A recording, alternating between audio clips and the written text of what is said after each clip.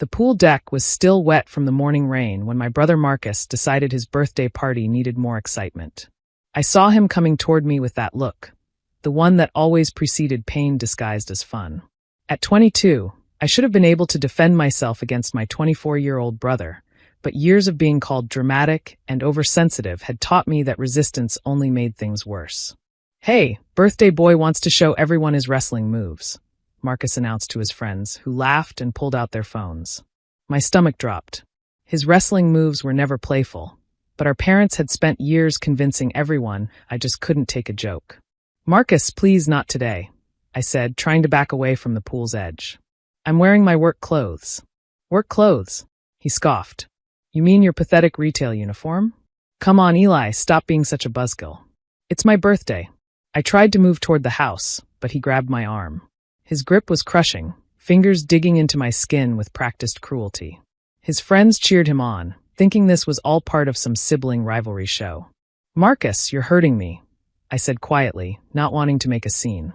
I'd learned that public complaints only led to worse punishments later. "Hurting you?" He laughed, that cold sound I'd heard throughout my childhood. "I haven't even started yet. Remember when we were kids? The airplane spin." My blood ran cold. The airplane spin was what he called it when he'd grab my wrists and spin me around until I was dizzy and disoriented, then let go. As children, it ended with scraped knees and bruises. But we weren't children anymore, and we were next to a concrete pool deck. "No." I tried to pull away, but he was already spinning me. His friends laughed and recorded, thinking they were witnessing harmless fun between siblings. The world became a blur of colors and sounds. I heard my mother's voice from the patio. "Oh, they're at it again. Boys will be boys." Then he let go. Time seemed to slow as I flew backward. I saw the horror dawn on one of his friends' faces as they realized I was heading straight for the concrete steps leading down from the pool deck. I tried to twist, to catch myself, to do anything, but momentum and dizziness made it impossible. My lower back hit the edge of the top step with a sickening crack that seemed to echo across the yard. Pain unlike anything I'd ever experienced shot through my body like lightning. Then nothing. No feeling in my legs. No sensation below my waist. I lay at the bottom of the steps, my upper body twisted at an awkward angle, unable to move my legs at all. The party fell silent for a moment before Marcus's laughter cut through it. "Dude, that was epic. Did you guys get that on video?" He high-fived his nearest friend before finally looking down at me. "Get up, drama queen. The ground isn't that comfortable." "I can't," I whispered, panic rising in my throat. "Marcus, I can't move my legs." "Oh, here we go," my father's voice boomed as he strode over. "Every time we have a party, Eli has to make it about himself. Get up." "Dad, I can't move my legs," I repeated louder this time. Tears were streaming down my face, both from pain and fear. "Something's really wrong." "Walk it off, stop being a baby," my father yelled, his face red with embarrassment and anger. "You're embarrassing us in front of guests." My mother appeared, wine glass in hand, looking annoyed. "Eli, stop being dramatic. You're ruining Marcus's birthday. He only turns 24 once."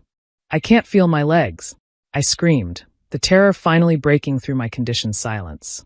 Marcus nudged me with his foot. "Come on, get up. The joke's over." That's when Sarah, one of Marcus's friends who was in nursing school, pushed through the crowd. "Wait, don't touch him." She knelt beside me, her face serious. "Eli, can you feel this?" She touched my leg. "Nothing." She tried the other leg. Still nothing. Her face went pale. "Nobody move him." "Where's your phone? We need to call 911 now." "Oh, come on," my father started, but Sarah cut him off. "Sir, he could have a spinal injury. If you move him, you could cause permanent damage." She was already dialing. "This is Sarah Kim. I need an ambulance at 452 Maple Drive. Possible spinal injury from a fall." "This is ridiculous," my mother slurred. "He's fine. He always does this for attention." But I wasn't fine.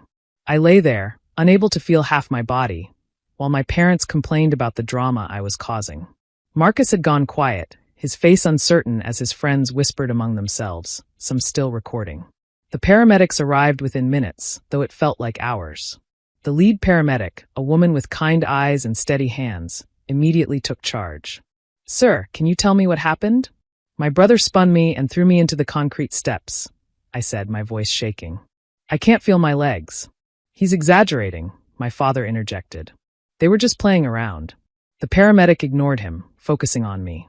Can you wiggle your toes? I tried. Nothing happened. She exchanged a look with her partner that made my heart sink. As they carefully secured me to a backboard, the paramedic made a call that changed everything. This is Unit 47. We need police backup at our location. Possible assault resulting in paralysis. Assault! My mother shrieked. This is our home. Our son just fell. Ma'am, the victim stated he was thrown. Given the severity of the injury and the mechanism described, we're required to report this. The police arrived as they were loading me into the ambulance. I heard my father arguing with them, insisting it was a family matter, an accident, boys being boys.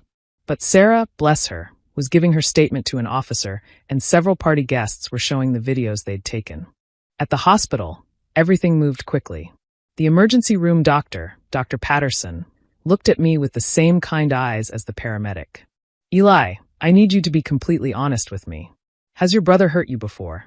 The question broke something in me. Years of being told I was dramatic, oversensitive, a liar.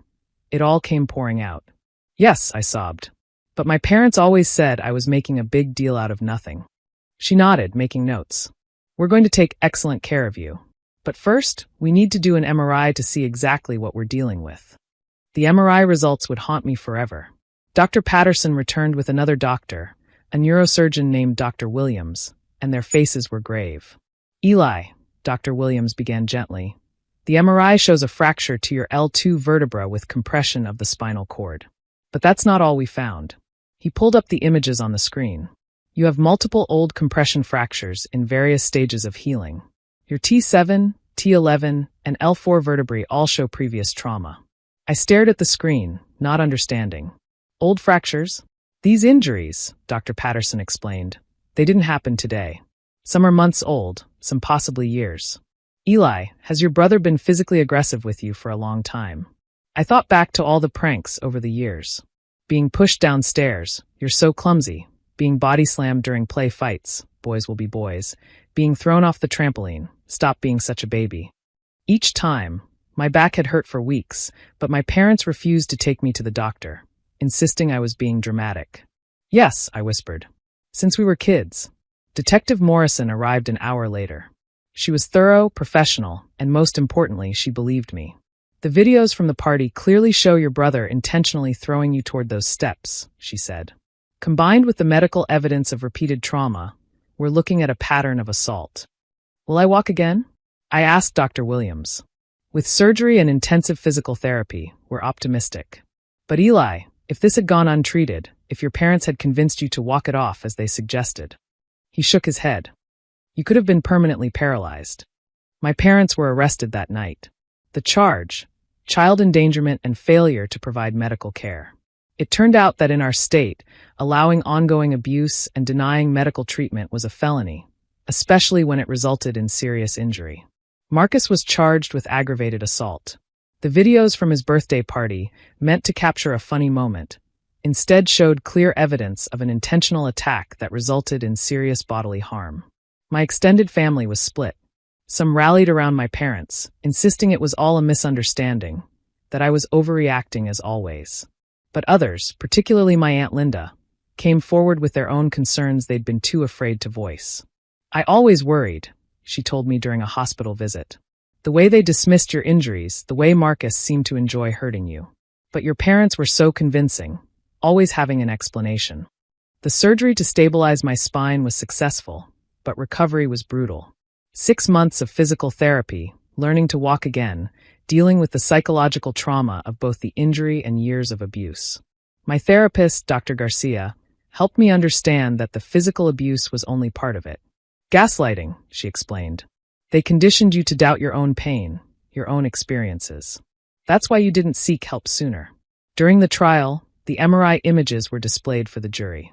Dr. Williams testified about the old fractures, explaining how each one would have caused significant pain and required medical attention. The prosecutor asked him what would happen to a child who was repeatedly injured and denied medical care. They would learn to live with chronic pain, he said. They would internalize the message that their suffering doesn't matter.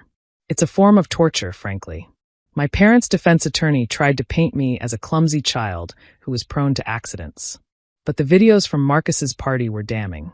You could see him calculating the angle, see the intentional release aimed at the concrete steps, hear my parents dismissing my paralysis as attention-seeking. Marcus was sentenced to 5 years in prison for aggravated assault. My parents each received 3 years for child endangerment and criminal neglect. The judge's words rang through the courtroom. Parents have a fundamental duty to protect their children and provide medical care. You not only failed in this duty, but actively participated in and covered up ongoing abuse. It's been 2 years now. I can walk again, though I'll always have some pain and limitations. I live in my own apartment, work as a patient advocate at the hospital where I was treated, and speak at conferences about recognizing child abuse in medical settings. My brother wrote me a letter from prison once. No apology, just complaints about how I'd ruined his life. I didn't respond. My parents, released early for good behavior, tried to contact me through relatives, claiming they'd been misunderstood, that they'd only wanted to toughen me up. I've learned that toughening up shouldn't involve spinal fractures. That boys being boys shouldn't end in paralysis. That being called dramatic shouldn't prevent you from getting medical care. The MRI images from that day are part of my medical file, but they represent more than just injury.